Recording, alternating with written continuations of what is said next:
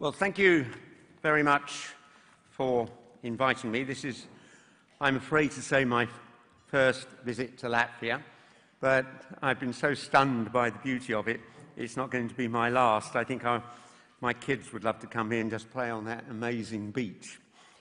I want to look at the history of our tourism in London and what was seen as success or not, because the simple fact was, when I was growing up after the war, no one came to London in any great numbers except just to go and look at Buckingham Palace or the Tower of London and things like that. No one came because of the quality of the food or the wonder of the weather that we were having. And therefore, tourism was never seen as a big part of the London economy. We had a huge manufacturing base and so on. And in the 1970s, I was elected to what was called our County Hall, the Government of London. And then I became the leader of the Greater London Council in 1981 during Mrs. Thatcher's recession. And then after Mrs. Thatcher abolished the council because we were considered to be too dangerous and left-wing, I was just a member of Parliament for 14 years until Tony Blair decided he wanted to have a mayor for London, largely because Tony Blair was in love with all things American and he just imported the American mayoral system. So I've had two very distinct periods being responsible for London, very different times. And when I became the mayor in the year 2000, London was seen as a city that was failing and that wasn't working. And in the run-up to the election, many of our largest corporations were saying to me, if you can't sort out London's problems, we will be moving to Paris or to Brussels. And the biggest of those problems was just the traffic and the public transport. We'd had years of underinvestment in public transport. The speed of traffic in central London was 9 miles per hour, and it was catastrophic. The problem with all of this dated back to the period of the Second World War, because at the start of the Second World War, London had 8.5 million people, the largest city on earth, but many of them living in appalling squalor. And during the Second World War, a man called Abercrombie, who later became a lord, was put in charge of drawing up a 50-year plan for the development of London. And the plan was that people and jobs would be moved out of the city into new towns. And the objective was that by 1990, London's population would have been reduced to 5 million people. And that process carried on for about 25 years after the end of the war. And we realized things were not working. We were hollowing out the city. It was becoming sort of a bit bleak and empty. And that year that I was first elected to our city administration in 1973, it was on the commitment to stop that programme of moving people out of London. By that stage, we got down to just under 7 million people. And then, of course, along came Mrs. Thatcher, and she deregulated the banking system, and suddenly financiers and bankers from all over the world came to London in 1986. Huge boom, because Mrs. Thatcher had removed all the regulations, so these bankers could come to London and do things that were illegal in their own country. This was very successful. But of course, it did lead to a turnaround and the economy began to grow. But no tourist ever comes to a city to look at its bankers, for God's sake. And so you need to have a proper strategy to make your city more attractive. And I think one of the things that is most attractive is that if it's functioning, nobody wants to be trying to get around to see something and being locked in traffic jams or on a virtually clapped-out old bus that it is seen to be very unpleasant and slow. And I remember shortly after I became mayor, On 2 occasions, I got on one of our trains and the seat I sat on collapsed. There had been catastrophic underinvestment. So London was seen as failing in 2000. But by 2007, we'd overtaken New York to be ranked as the world's #1 city. And the population was growing strongly. As I said, there was 7 million Londoners when I was elected.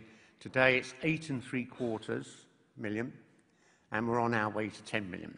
And it's just, once again, incredibly congested.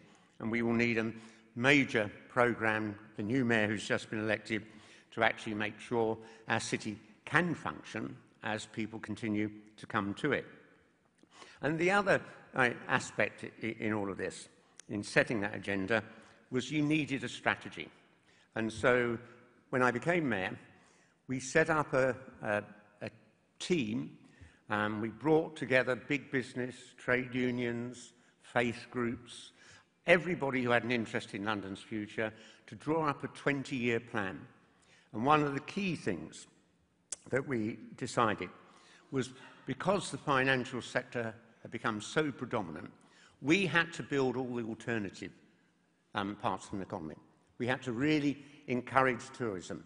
We had to look at the new high-tech industries, the new green technologies, not to be totally dependent on that financial sector. And thank God we did make some progress on that before the banking crisis, or the recession would have been very much worse. And now we have this huge flood of tourists coming every year. But why would you come to London? We don't have any beaches. The weather's better than it was when I was a kid, but it's not wonderful. Basically, I think people come to a city like London for the cultural offer. London had, and still has, more nighttime music venues than any other city in Europe. And this is one of the things that people want to do.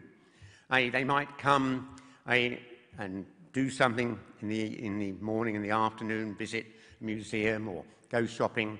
But in the evening, they want a good meal and they want something exciting and stimulating. And it's that cultural offer, that range and that diversity, which I think is crucial. When I was growing up in London, our food was abysmal. And I was 20 years old before I had a Chinese meal. And I was 22 years old before I had an Indian meal. Now London is a hub of virtually every kind of food that you can get from anywhere around the world. And people come to London in order to take part in that cultural offer, the range of good evenings that you can have out, the shopping, and all of that. And it's been a huge boost in creating employment. But to get it to work, you had to tackle that fundamental problem, and that is the question of investment in public transport. An old city like London cannot become car-dominated. This was one of the mistakes of that post-war period. Politicians, Labour and Conservative, all thought one day everyone will be in a car and public transport will slowly die out.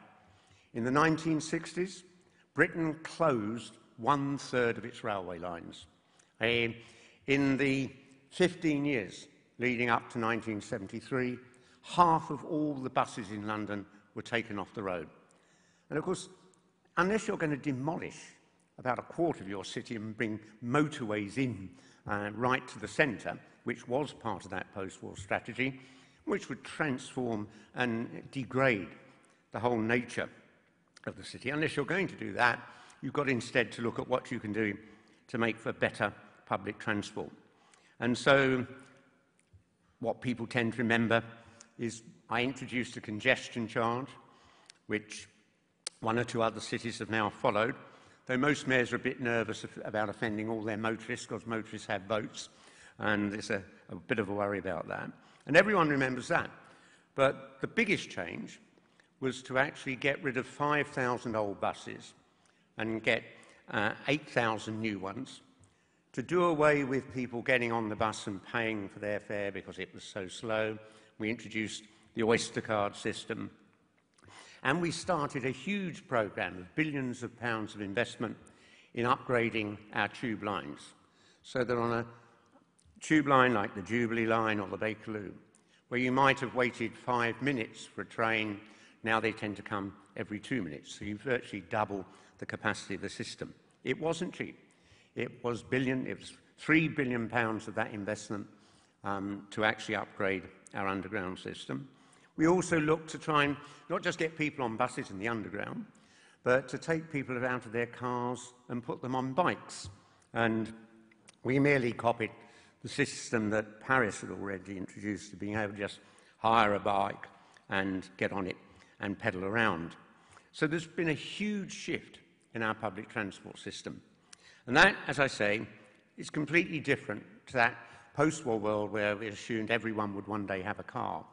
In actual fact, Mrs. Thatcher once said, if you see a man over 30 on a bus, you know he's a failure.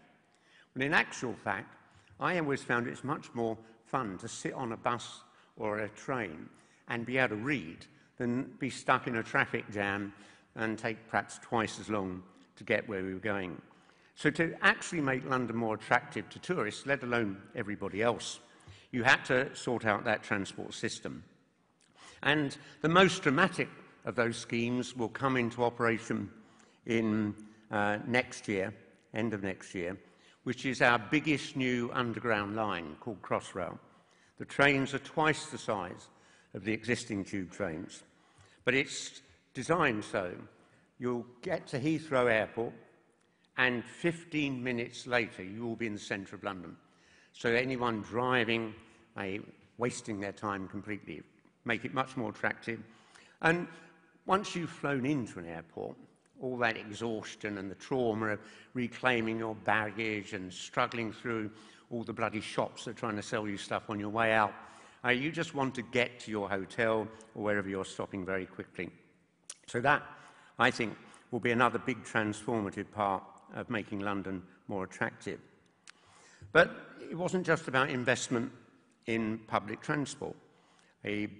Two recent studies by very different economists, one showing that 51% of all the growth in the American economy over the last 20 years has been fueled by investment, public and private. And another study showing that in China, over the last 30 years, 55% of all growth has been fueled by public and private sector investment.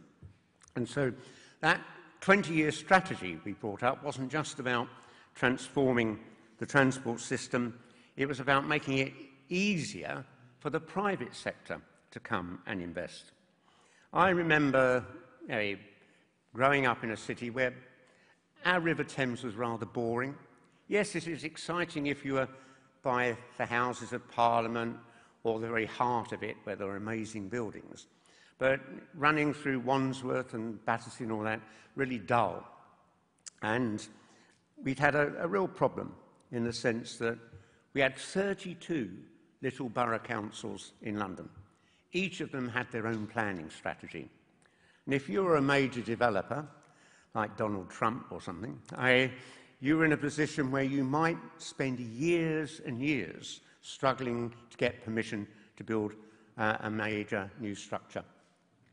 And this is one of the few things that Tony Blair and I agreed on. When he created the mayoral system, he gave the mayor the power to determine all the major planning applications, but he wrote into the legislation that the mayor had to make a decision within 10 working days. Now, of course, any serious developer would come to the mayor's office months before and say, well, this is what we think we're producing. But it suddenly made it dramatically quicker to get a decision. But also, each of those 32 little councils with its own policy on height and density. If any of you have been to the Emirates Stadium in London, it is the only football stadium in the world with a concave roof. There's a real problem with that, because when it rains, it floods the pitch. So the builders had to spend £5 million on a drainage system in the roof to stop that happening. Why do that? Because Islington Council had a rule that no structure could ever be more than 30 metres high. I ran in that election saying I would abolish all restrictions on height and density, and was able to do that. Since then, we've had the biggest wave of private sector investment, massive construction that has transformed London. Not everybody likes tall buildings, but they bring employment and now, in many instances, bringing new homes as well. So it was investing in our public transport and also making it easy for the private sector. The one thing that perhaps was the most significant in terms of making London more attractive for events, at the heart of London, we have Trafalgar Square, and there is Nelson at the top of the column. But when I was elected, Trafalgar Square was a traffic island. Absolutely horrendous traffic, clogged all the way round. And the only time Trafalgar Square was ever used, well, there was a man selling pigeon feed, and parents would bring their children up and they'd put some pigeon food in their hands, and then the pigeon would sit on their arm and crap on them and so on. It was just completely nothing much happening. Occasionally a political demonstration. We stopped it being a traffic roundabout. We closed one of the roads. We effectively doubled the size of it. And from then on, events all the time. Music being played, celebrating every religious faith in London with their not just Christmas, Hanukkah, all of the faiths. And suddenly, tens of thousands of people coming into central London for these events, all of which were free. And that made the centre dramatically changed. Of course, the most significant development in London over the last 15 years was the Olympics. And let me say, no one should actually ever bid for the Olympics with the hope of increasing tourism. It doesn't work. What happens is, yes, tourists come to see the sporting events, but they displace all the other people who would have come anyhow. And what I found remarkable about the Olympic Games in London, tourism numbers were very slightly up. And in the East End, around the stadium, everything was packed out. But that was the only time I've ever seen some of the best restaurants in central London, half empty, because all the other tourists who might have come had decided it's going to be a nightmare there with the Olympic Games. So never bid for an Olympic Games, which will cost you $8 or $10 billion at least. It can give you a good image, and it's broadcast around the world. If you're looking for sporting events that will bring a real impact on tourism, look for things like the Grand Départ of the Tour de France, because every other year, it takes place in Paris. But in the intervening years, it's spread all the way round anywhere else in Europe. And we looked at this as a way of boosting interest in cycling. And I discovered that if you wanted to stage the Grand Départ, you had to pay the Tour de France £1.5 million for the right to stage it. We spent about another £1.5 million doing temporary roadworks because it is quite disruptive over that weekend. London gained £80 million of tourist spending for the £3 million that we actually spent. So I know Latvia's quite away from Paris, but actually it's events like that, sporting events, relatively cheap, much more effective than the Olympic Games. The only reason to stage an Olympic Games is for major investment in some rundown part of your city. When we decided to bid, we based our bid on the success of Barcelona, who used the Olympic Games to transform their rundown old docklands, and that's exactly what we did. The only other reason for staging Olympic Games is, say, like in Beijing. It's a statement that you've arrived on the world stage, you're a mega power. But unless you're looking for something like that, the Olympic Games is only about reviving a rundown area. Now, if you look at the impact of the development that we had, the regeneration, the Olympic Games has had a legacy. It's now become a tourist centre. People turn up to look at the stadium, but mainly they turn up for the massive Westfield shopping development that was part of transforming that rundown old area as well. And that, I think, has become a big part of London's tourism. It's been about shopping, and particularly since our disastrous decision to leave the European Union and the collapse of the pound, our shops are heaving with people flying in from other parts of Europe to suddenly be able to buy stuff that's dramatically reduced in price. So all of those things, I think, have a significant impact. Making sure that you've got that dynamic series of events in the evening, that food, the diversity of it, the alternatives, the concerts, the cultural events, and so on. But the other important thing about this, as we saw earlier, is about advertising. Now, as I said, I've never been to Latvia before, but ever since I got off the plane last night and I came and I looked at the beach and I've seen this amazing place, I think, who in Britain knows about Latvia? I mean, I will come back with my family because I think this is amazing. It's almost like finding a part of the world which hasn't been destroyed by overdevelopment, that looks like Europe as it might have been 2,000 years ago. It is incredibly relaxing. It looks attractive. But as I say, people in Britain, if they know anything about Latvia and the Baltic states, it's only about the problems with Russia and President Putin. No one knows about what's on offer here. And so advertising, I think, is a key part of that. And that was one of the things that I changed in terms of the Labour Party, because up until I became the leader of the GLC in 1981, no Labour administration had ever employed an advertising agency. Never once. In every election, they had rather dull left-wing bureaucrats drawing up completely uninteresting adverts which nobody registered with. And now, as we're shifting from the traditional stuff of television and newspaper ads over to the internet, I think Latvia should be doing a major drive to get people from Britain to come here, because, frankly, only 2.5 hours on a plane, and so much can be done that people need to know about it.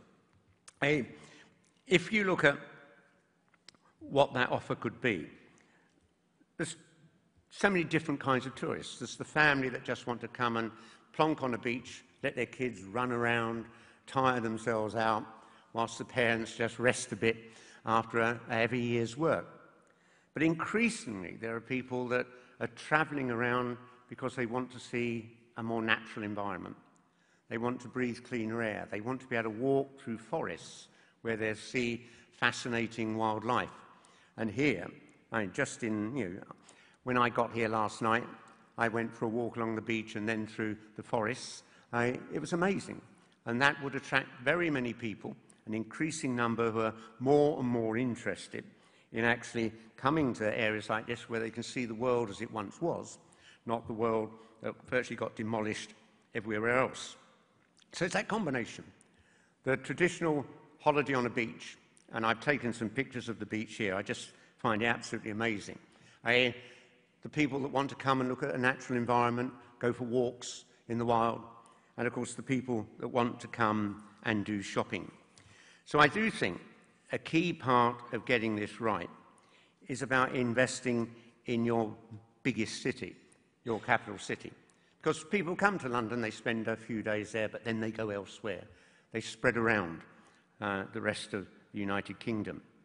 And that really means you've got to look at what has worked and not worked in the Western world over the last 70 years. It isn't just that Britain voted to leave the European Union. We also saw Donald Trump elected as president. And when you ask what is fueling this anger, it's quite interesting. If you look at the period between 1945 and 1980, it was a world in which everything seemed to get better. I didn't go to university, like when I was at school, only one person in 20 did, but I just went to an ordinary working class school just south of Brixton. Every boy who left that school got a job.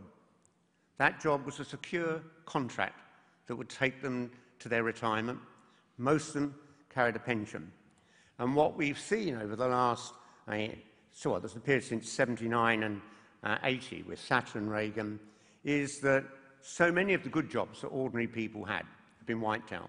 We had 8,000 jobs in manufacturing, now we're down to 2,000.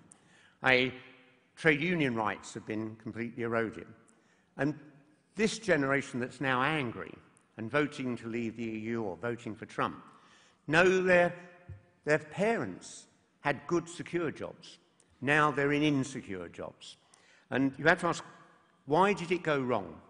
And I think there's one factor that is overwhelming. It's, as I said at the beginning, it's investment.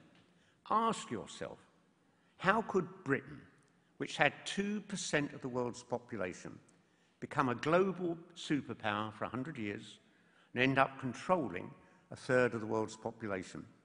The simple fact is, we were the first nation in history to achieve a level of investment of 7% of our GDP. Pathetic by today's level, but it gave us a key advantage over France, our principal enemy at the time. America, after its Civil War, achieved a level of investment of 19%. West Germany led Western Europe out of the catastrophe of the Second World War, and in their best year, 1973, 25% of German GDP was invested. Japan leapt into being the second largest economy in the world in 1969, 38% of its GDP. And we've just seen over the last 30 years China go from a catastrophically inefficient economy to now the second largest in the world. Before the banking crisis, 45% of China's GDP was going into investment. Their response to the banking crisis was to increase it to 48%. In Britain, when David Cameron won the election, the first thing that government did was to cut public sector investment by £30 billion, and it tipped us back into a recession. And I can't understand why politicians don't study facts and history. That the key is investment. And the simple fact is that 30 years after the Second World War, we achieved our highest levels of investment ever. It fueled really good growth. It made us more attractive. It allowed people to go abroad on holidays, something almost unheard of. You saw that figure from 1950 earlier on today. And then from 79 in Britain and 80 under Reagan, we've cut investment and we're limping along. In America, it's, I think, about 14% at the moment. And we've got to recognise, if you want a success, you invest, whether it's in tourism, whether it's in research and development, whether it's in the infrastructure that makes your society attractive and working. And that has to become a priority.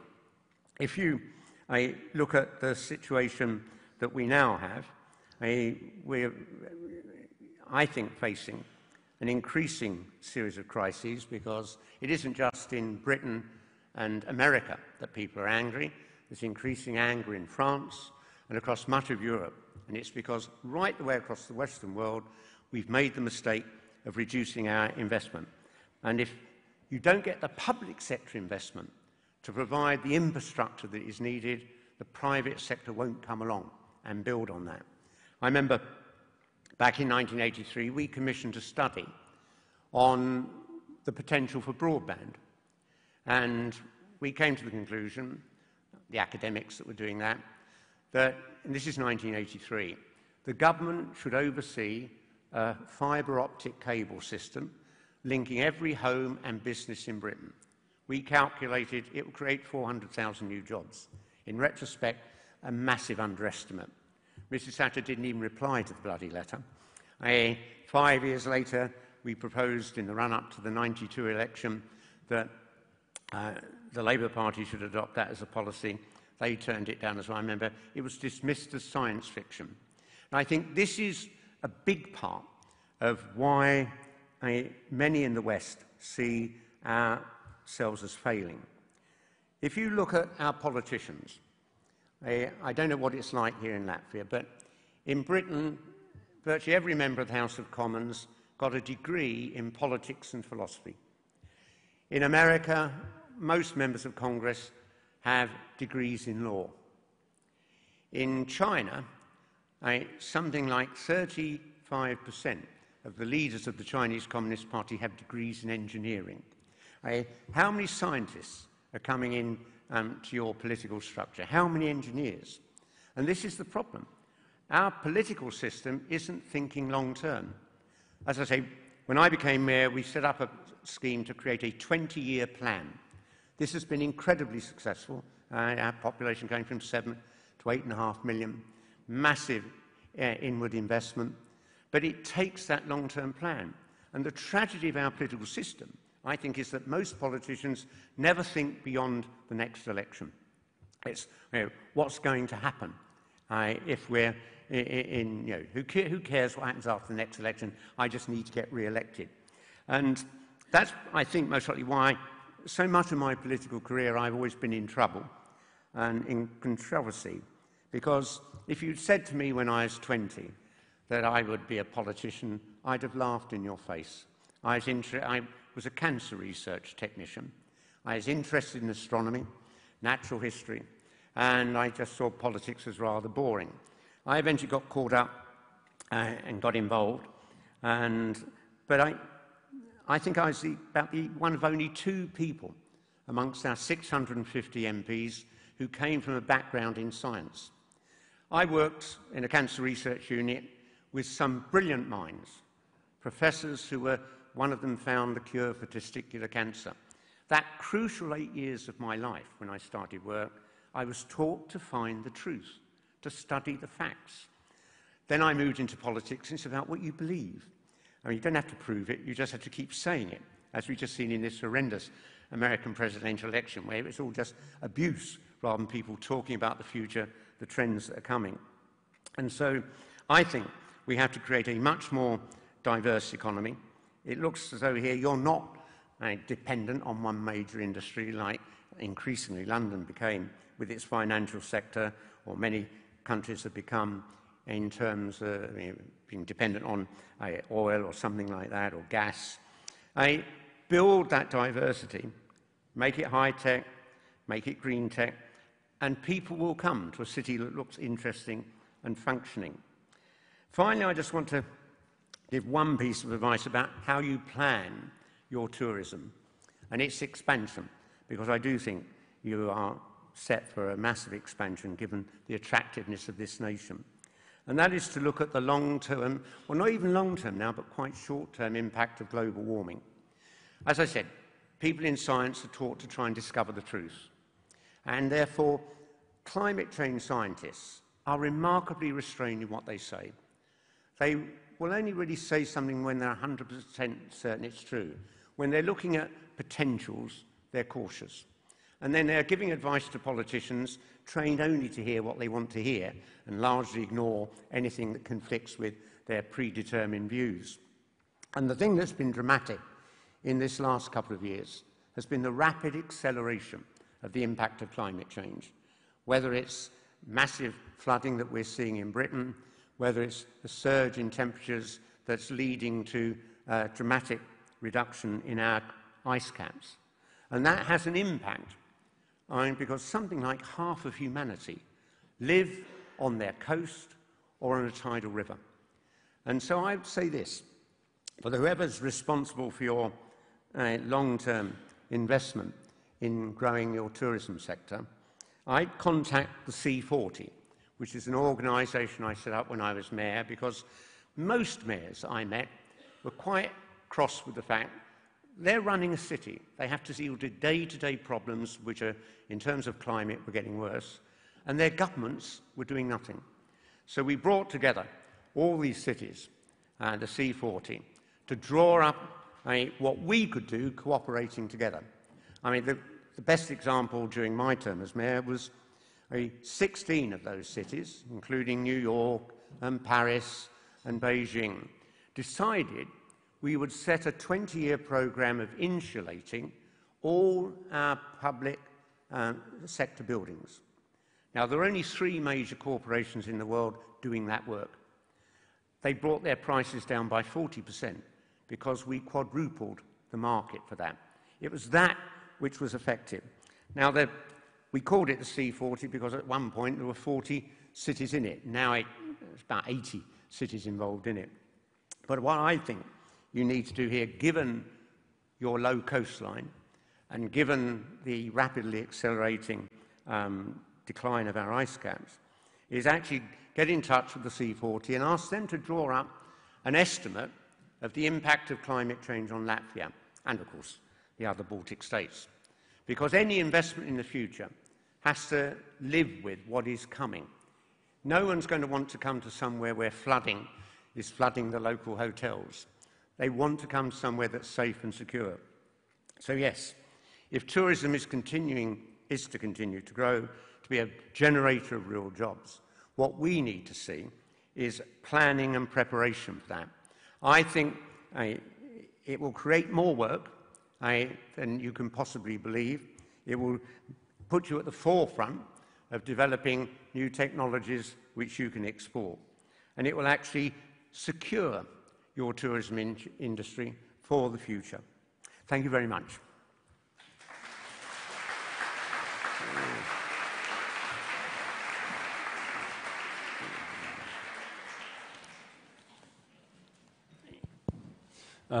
Yeah, by the way, is there any questions on, I would say, these global issues? Tātad jautājums, vai jums ir radies kāds jautājums, kas varētu mums no iepriekš dzirdētā noderēt arī pašu pieredzēji? Vakar vajadzēja uz kādu? Uz budžeta pieņemšanu. Yes. Yeah, you have a translation? Yeah, you can be as rude as you like. I've been a politician, I'm used to it. No, actually, that was against our government. It was about our government, not you. Jautājumi? Jā, ir. Yes, I have a question. We already have this forecast that many of our big cities will be underwater. So can you help us with getting European money for this? Because they don't give us funds for this, for protection. So many cities will be underwater? Yes, we have this forecast when? already. Liepāja as well. Kad? When? In 100 years. 100 years, okay. Well, can I just say that I suspect it's more like 50, because, as I say, the scientists are very cautious, and what we've seen in these last couple of years is a real acceleration of the increasing violence of weather. London's a classic example of this. In 1953, we suffered a devastating flood. It took 20 years for the politicians to decide to build the Thames Barrier. 20 bloody years.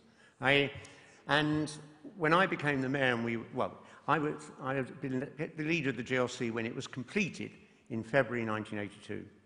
And we were desperately lucky, because twice that year we had to raise the barrier to prevent a flooding. We only just did it in time. And looking at the impact, we're now in a position where we have to raise it 7 or 8 times a year. And so I was saying, before I lost the election back in 2000, I was lobbying the Labour government to say, we need a new, bigger barrier a bit farther out on the River Thames to protect London. So there's an awful lot of technologies that we can use to save our cities. But in terms of the development to come, we need to build in the way we develop for the future.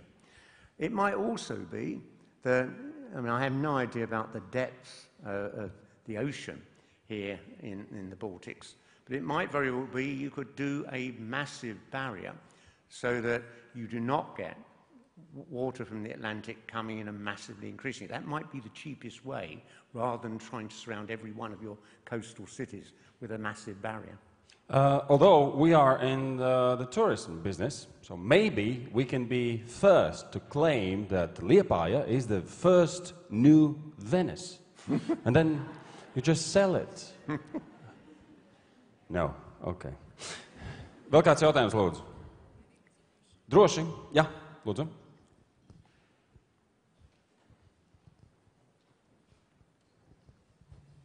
Thank you, Ken. I'm probably one of the dissatisfied youth who used to live near London who moved to Riga. I think the point you made about the young and the old generation, I think it's the younger generation who are dissatisfied with the current political scene. Any ideas on how we can take some of London's population to Riga, not just to visit, but to live? Well, I have to say, I've been stunningly impressed by the beauty of this, and just on basically one day's visit. So I think you could be attractive. And the problem we've got in London, because when I lost the election, my successor stopped the development of new things. We were about to start a major house building programme, he cancelled that and so on. So we've had 8 years of Boris Johnson doing not very much except promoting himself, a sort of Donald Trump figure for Britain. But the situation is, we face a catastrophic increase in property prices, and young people are being forced out of our city. Now, mainly they're going to other parts of Britain. I mean, in the last 40 years, house prices in London have increased 100 times. And it's now almost impossible for a young person on an average income to have any prospect of buying a home. So I suspect you could make this a very attractive city for people to come to. You just need to make sure they're teaching Latvian in our schools. They are teaching Latvian in your schools? No, I mean, one of the real weaknesses of the Brits is we're crap on foreign languages. We just assume one day everyone in the world will speak English. Our pass rate for our examinations for foreign languages is one of the most abysmal in Europe. Not as bad as our maths. All right. Yeah. Okay.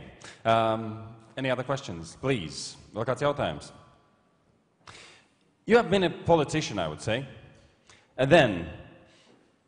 and also a, I would say, academically keen person. And then you are watching the rise of this simplistic view of the world, which just doesn't fit the realities of world's complexity. Is there anything we, all the clever people, can do about it and help the others to understand that something is wrong with the message politicians are bringing now, and that's why we are going back into some dark ages again for a while? I think I would get across that what I found interesting, when I was elected to Parliament in 1987, I decided to focus on the economy. And I spent 2 years training for that. An economist came to see me 2 or 3 times a week to explain what was happening, the British economy and the world economy. At the end of 2 years, I felt I was ready to make a speech about it. I mean, most things in politics are fairly easy to get on top of. Economics is not. And that's why I think so many countries have seen economic failure. Yes, a global economy has been transformative. It's fueled growth, it's fueled trade. But if you're going to open up the global economy to free trade in goods and services, the free movement of people and the free movement of capital, you need to put in place domestically a series of measures so that those people who lose their good jobs, are trained to do new things, aren't left behind. But this anger is because people have been left behind. Yeah, but I'm sorry, how to help the people who are deciding these things, how to help them to understand? Well, vote the buggers out of office and elect people who are prepared to focus on where things should be in 20 years' time. And that is our weakness of politics. It is all short-term. It's about next week's media. It's about the next... No one thinks beyond the next election. Alistair Campbell, who was Tony Blair's press officer, and one of the key 4 figures in that government, if you read his diaries, in the 3 years that Tony Blair is leader of the opposition, he doesn't record a single meeting where they discussed where the economy should be going. It's all about next week's media opportunity, how we respond to what this or that's going on. It's short-termism. And nobody created a successful business by being short-term. All the great businesses in our world were created by people who think long-term. So it sounds like we're doomed. I'm very pessimistic about the future, I'm afraid. Okay, yes. Thank you very much. On that happy note. Thank you. Ken Livingstone.